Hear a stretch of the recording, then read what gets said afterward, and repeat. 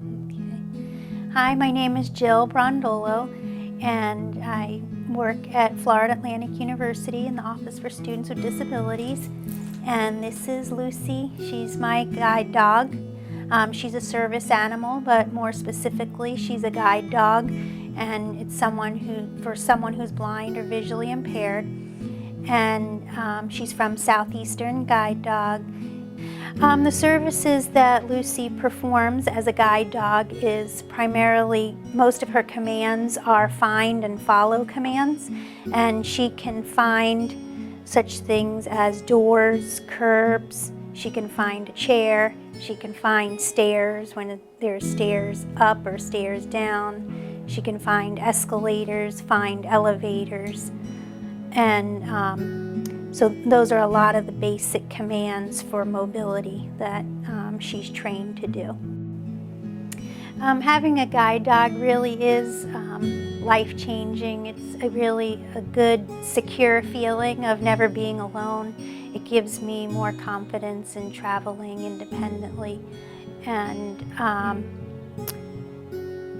I was formerly a white cane user. That's you see some blind people using a white cane, and that was really good. I had great independence with that, but just kind of working together as a team is really just a kind of fun and exciting endeavor for me now. And I've had Lucy for about 3 months, so it's just constantly building that relationship as working together as a team. It's important to know when you meet a guide dog that they're working, they're performing a service for a person with a disability, so mainly to not distract them. I know it's very tempting to want to pet them and interact with them, and of course the dog really would like that interaction too, because they are a dog, they want to play, and so helping them stay focused, and so they're obedient to the person that they're serving is really important. Also to know that they do, when they wear a harness, and as you can see, she's wearing this harness now, and when the person has the harness in hand, that means that they're working. Or when I take the harness off, then she knows that she can relax and just be a dog. So there are a lot of times that at home she gets to play, and so it's not all work for her. So she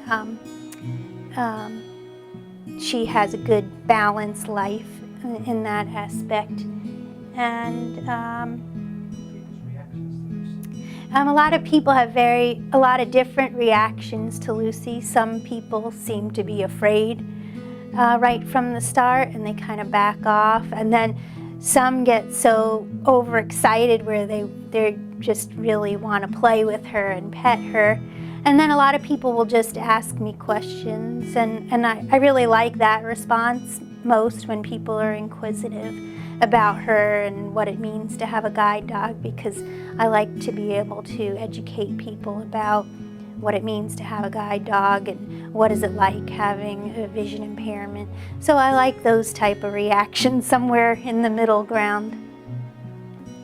The process of getting a guide dog was I had to have orientation and mobility training with a white cane. So I had to have really good mobility skills and be able to cross streets and navigate public transportation. So I did that for about a year, that training. And then I went through the application process at Southeastern Guide Dog School in Florida. And then they reviewed to see if I would be a good candidate for a guide dog, and they thought I was. So then I had to go to their school and train with Lucy for a month there on their campus. Initially, to train a guide dog, when they're first born, in about 3 or 4 months, they get placed with a foster family, and they're called puppy raisers. And they stay with the puppy raisers for about a year before the dogs then return back to the school for their formal guide dog training, and that's with their trainer where they learn all the formal commands of being a guide dog. So they do that at the school for about 6 months. So Lucy was about 20 months old when I got her. And most of the dogs, they're around the age of 2 when they get placed with their the person that they're going to be serving.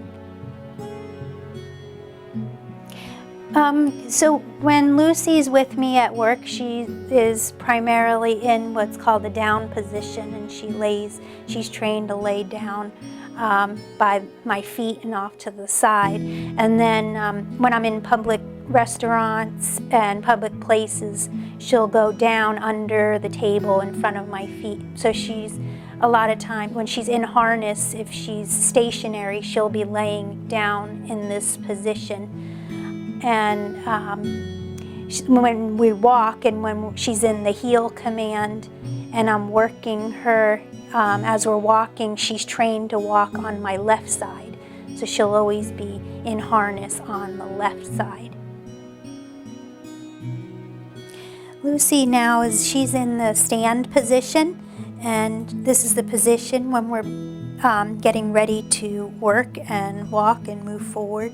And this is her harness, and when I'm holding the harness in my hand, then she knows that she's working. And this leash is the correction leash, and this leash is for if I need to make a correction to her, if she's off course or just needs to be corrected on something that she's doing. And so then she's just in the position ready to walk, and forward would be the next command to proceed forward. And she knows several commands, such as she can do sit, stand, and forward, and she can go right, left. Right about would be for her she knows to turn around. And many of her commands are to find commands, find and follow. Like, for example, she'll find the curb or find the stairs, find the door. If I go into a classroom or an area where there's seating and I tell her to find a chair, she knows and she will walk forward to a chair and rest her chin on that chair, and then I would know that's where to sit. And then she can follow. If I want her to follow a sighted person and go what's called sighted guide, I will just hold the correction leash and I'll put down the harness, and then she will follow the sighted person. So she's also trained to follow.